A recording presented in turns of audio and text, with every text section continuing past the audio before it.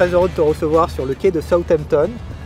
Donc d'ici, effectivement, partaient des navires pour les îles britanniques à une époque. Donc ici, juste derrière toi, tu as ce qu'on appelait le terminal de Grande-Bretagne, en fait, le terminal de l'Irlande, en fait, qui était là. Et donc c'est un espace qui était portuaire à un moment donné, qui a été reconverti par la ville pour en faire un espace, comme tu le vois, de promenade urbaine, avec une vue sur le port, avec une vue sur la ville, avec une vue sur toute cette architecture Perret pour lequel effectivement on vient au Havre. Et donc c'est effectivement un endroit qui est absolument magique pour ça, hein, avec le temps qu'il fait aujourd'hui. Tu me disais tout à l'heure que le port était constitutif de l'identité du Havre.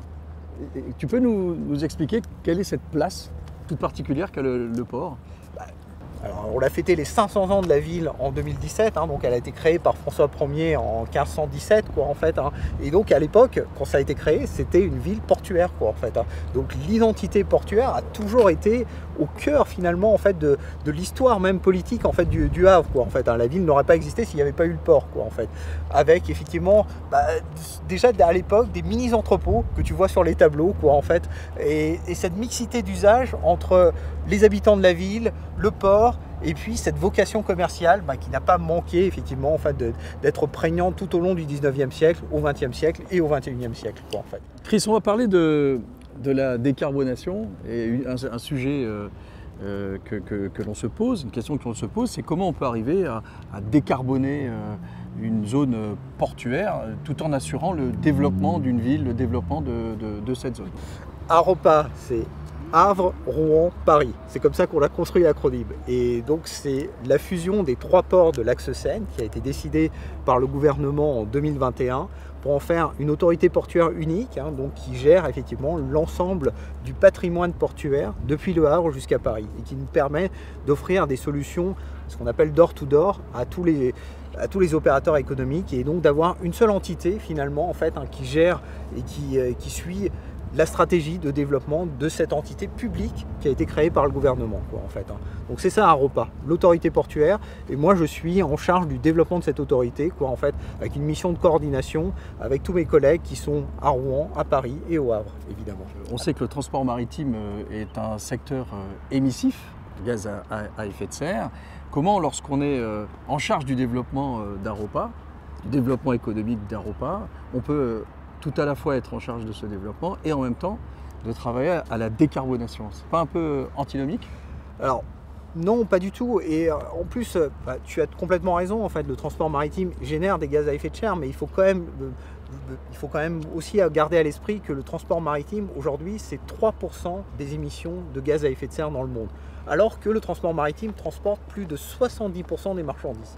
Donc tu fais la relation entre l'efficacité et effectivement, en fait, cette émission, je pense qu'il n'y a pas mieux, quoi. Alors évidemment, il faut encore améliorer les choses, et effectivement, si on ne fait rien aujourd'hui, les navires auront une empreinte carbone de plus en plus importante, hein, dans un monde qui se décarbone, et donc on ne peut pas rester fermé à la décarbonation. Alors concrètement, comment on fait ? Déjà diminuer effectivement l'empreinte carbone du transport maritime. Alors ça se fait déjà par les opérateurs, hein, qui réfléchissent bien sûr à comment changer les motorisations, utiliser des carburants qui sont moins polluants. On a déjà utilisé des navires au GNL, on continue à le faire, hein. Le gaz naturel liquéfié, c'est un des carburants qui évidemment limite les émissions de soufre, de différents polluants, qui est une énergie plutôt de transition pour la partie carbone, mais qui a fait aussi ses preuves en termes de soudage, en termes de facilité d'utilisation. Demain, les armateurs réfléchissent aussi à d'autres formes de nouvelles molécules, hein, qui permettront de jouer ce rôle de carburant. On parle de méthanol, on parle d'ammoniac. Il y a plein de réflexions qui sont en cours, donc le secteur maritime est bien conscient de cette nécessité de se décarboner. Et nous, on les accompagne aussi en mettant en place des branchements à quai qui permettront aux navires de se connecter quand ils seront sur le port et donc de ne pas faire tourner leur moteur. Parce que ce qu'on ne sait pas, c'est qu'une partie importante des émissions ont lieu lorsque le bateau est à quai. Oui, très clairement, effectivement, en fait, hein, et donc on peut jouer sur l'arrivée du bateau, hein, rien que le guider de la manière la plus pertinente possible et lui dire de réduire sa vitesse, ça permet d'économiser jusqu'à 10% d'émissions de CO2. Donc ça, c'est le rôle effectivement de la capitainerie, de pouvoir effectivement ajuster les fenêtres de tir au mieux en fait pour faire ça. Et effectivement, il y a ce sujet d'électrification à quai. Quand un navire se branche à quai, il est zéro émission quoi, par définition. Alors on commence par équiper notre terminal croisière. C'est ce que tu vois un peu plus loin en fait, hein, au large. Donc aujourd'hui on n'a pas de navire croisière, mais on a des navires croisières quasi pendant la saison estivale, quasi tous les jours. On a 150 escales croisières par an. Donc évidemment un paquebot croisière, quand tu le vois, c'est un hôtel flottant. Oui, donc il peut consommer jusqu'à 500-2000 litres par heure, quoi. Donc il était très important de pouvoir le connecter à quai.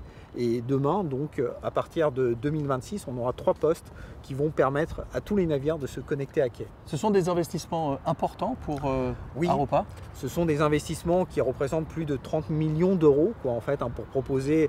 En plus, comme ce sont des hôtels flottants, tu sais, tu dois leur proposer des puissances qui sont dimensionnées, adaptées à ce besoin, quoi, parce qu'il est hors de question de dire j'ai pas assez de puissance pour pas éclairer telle chambre et faire tourner la cuisine, tu vois. C'est ce genre de choses. Et est-ce que Aropa, dans ses relations avec ses parties prenantes, ses fournisseurs, ses clients, essaye aussi de les amener à diminuer leurs propres émissions? Est-ce que ce sont des relations que vous avez de cette nature-là?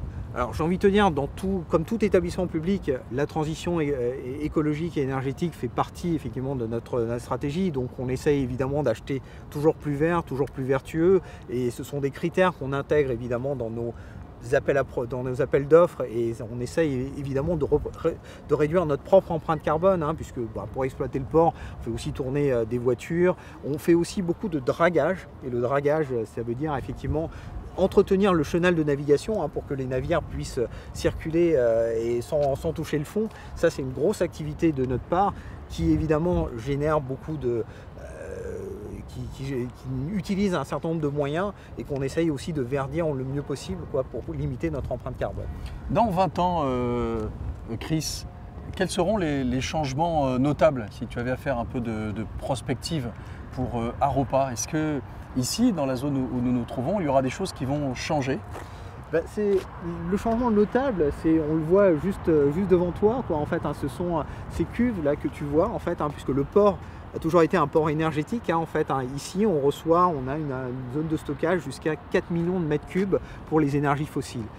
On sait que de toute façon l'utilisation de ces énergies fossiles va diminuer dans le temps. À quel rythme? Personne ne le sait. Par quoi ça va être remplacé? Parce qu'il nous faudra toujours de l'énergie, c'est une autre aussi inconnue.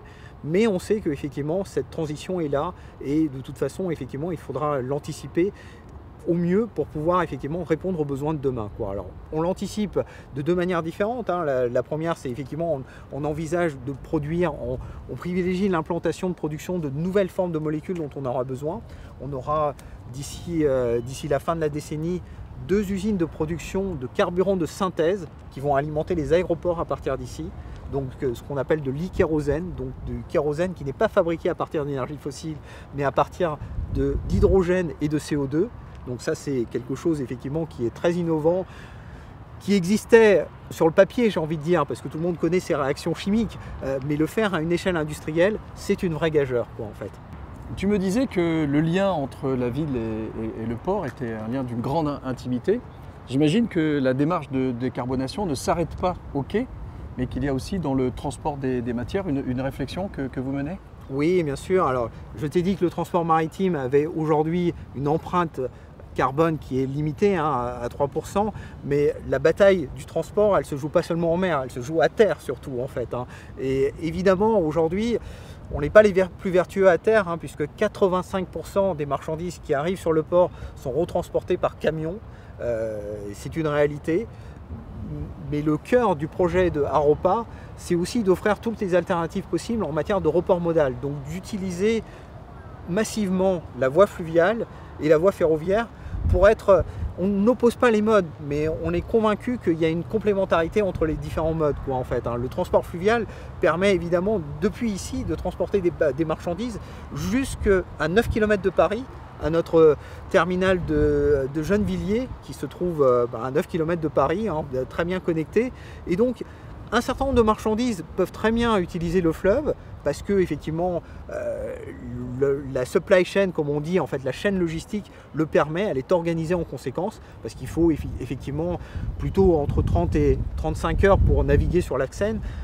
Par contre, d'autres marchandises ont besoin d'être transportées plus rapidement.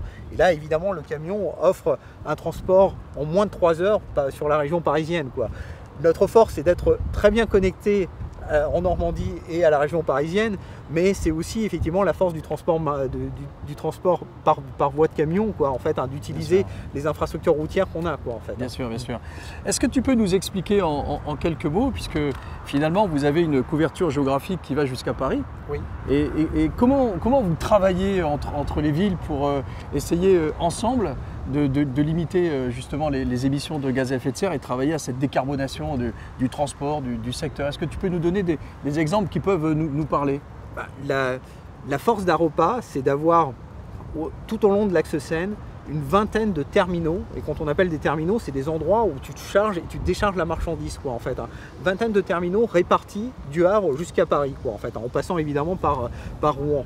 Donc il y a effectivement un certain nombre de matières qui sont transportées par voie fluviale, qui peuvent s'arrêter à différents endroits, le navire fluvial peut transporter, évidemment, le bateau fluvial peut transporter plutôt entre 200 et 250 conteneurs, quoi. Donc c'est plus petit qu'évidemment les grands navires maritimes, mais 250 conteneurs, c'est l'équivalent de 250 camions en moins sur la route, quoi, en fait, hein. Donc tu t'imagines effectivement l'importance de massifier ce transport, quoi, et d'utiliser encore plus fortement, quoi. Alors aujourd'hui, on estime qu'on a à peu près 9 à 10% de notre trafic qui est fait par le fleuve, mais il faut savoir que dans les années 60, la Seine transportait presque 60 millions de marchandises, quoi, en fait, hein.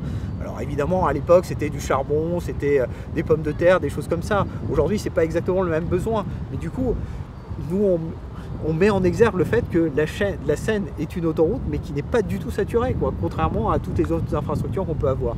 Pour finir notre échange, Chris, j'ai deux questions, une personnelle et une prospective. Par laquelle veux-tu que je commence? Commençons par la prospective. D'accord. On va se projeter. D'accord. Imaginons que nous sommes dans 50 ans, 70 ans. On va dire nous sommes en 2100. Quelle est la réalité géographique du port?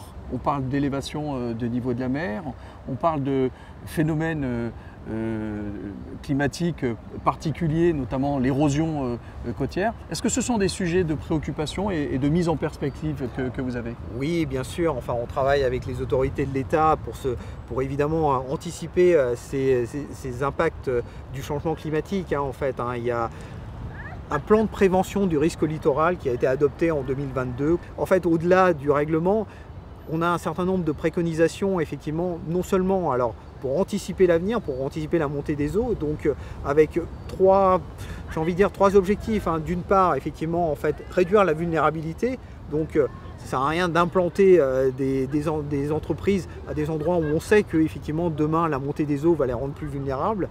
Deuxièmement, effectivement, protéger les équipements les plus sensibles. Et troisièmement, effectivement, avoir aussi cette notion, en fait, d'études hydrographiques de manière générale, en fait, hein, en se disant quand on fait quelque chose à un endroit, ça a forcément des conséquences à un autre endroit. Donc cette réflexion-là, elle est bien entrée aujourd'hui dans les mœurs, et effectivement aujourd'hui, on ne peut pas décider d'une implantation sur l'estuaire de la Seine sans anticiper effectivement tout ce qui peut se passer sur tout un écosystème, quoi, en fait. Alors la question un peu plus personnelle, lorsque nous rencontrons des acteurs inspirants sur les routes des transitions, ils ont deux points communs. Premier point commun, c'est que ce sont des entrepreneurs. Ils sont engagés. Et le deuxième point commun, c'est qu'ils arrivent à concilier cette capacité d'engagement avec la préoccupation du bien commun. Et tout ça vient d'une étincelle personnelle, quelque chose qui en eux les amène à être là où ils sont et à faire ce qu'ils font. Et donc ma question, c'est quelle est ton étincelle personnelle? Pourquoi tu t'engages sur ces questions-là et pourquoi tu t'engages avec l'énergie que tu traduis bien dans l'échange?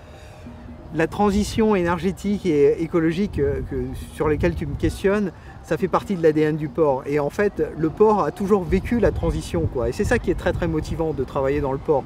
On est tous les jours confrontés à des montagnes russes, quoi, en fait. Et depuis les années 2010, j'ai envie de dire, enfin même les économistes le disent, on est confronté à des crises, en crise. Et à chaque fois, effectivement, le modèle portuaire se renouvelle avec de nouveaux challenges, avec finalement en fait de nouvelles projections à avoir en fait sur les années à venir.